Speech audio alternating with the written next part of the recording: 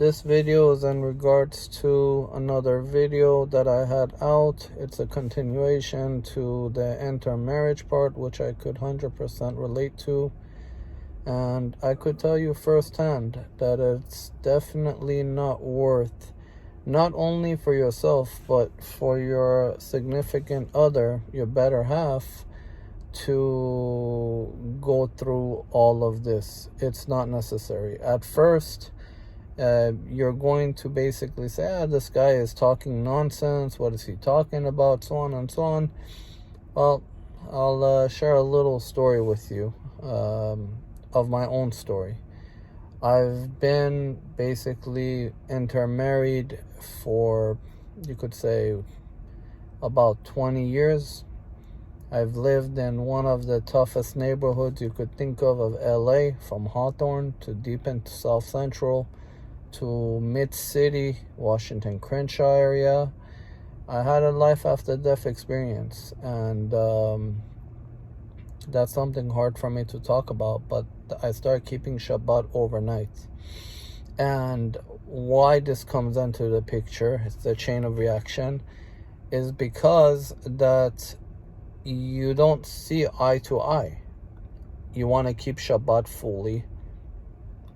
Says the other party, your significant other, okay, you keep Shabbat, and I do what I want, you do what you want. That didn't sit well with me, even though it sounds very hypocritical. It didn't sit well with me, because you're supposed to be on the same page, right? So, being said that, it really affected me. But because I have a very deep belief in Judaism, which is a way of life, it didn't break me. But I was walking approximately 5 miles one way to keep the Shabbat Holy overnight. And not many people will do that. They won't put the blood, sweat, and tears that it requires to do that. So my message to you is really think about the ones that don't have a kid, that you're going to face the music one day. And let me tell you something. Once you have your first kid and you are in this basically situation that you are intermarried, you basically cut yourself off completely. Your lineage, whatever you want to call it, line of Judaism, you're gonna feel it. It's like your neshama burning. I don't know how to explain that. Your neshama is burning in a spiritual way, to a point that I don't know how to really put this out, to a point that you say to yourself, I don't want to be here anymore. That's what I'm getting at. It gets that deep. And it doesn't matter. You're observing, you're not observing. It doesn't matter. I was not a non-observing person, but I was very deep into my belief always.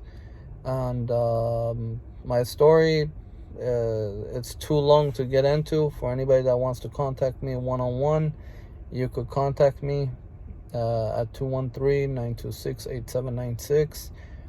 I don't charge a dime. I come, I share my story. Eventually, one day, I will make books and videos on my life journey.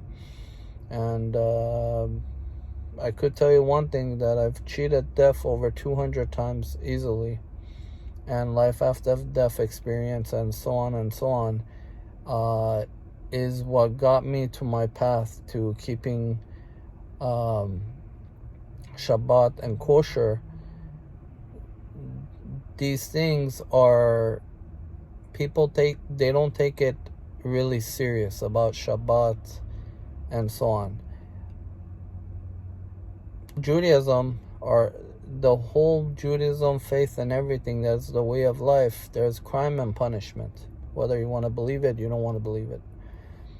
I went to a place before Gehinnom. I didn't have the merit to go to Gehinnom. I went to a place called Kaf HaKayla. And then I visited GAN EDEN, and then I came to I woke up and you just want to cry. Where you were, you're like, I don't care how tough you are here. You go over there, you will be begging for your life, for your neshama to come back. I don't care who you are. I don't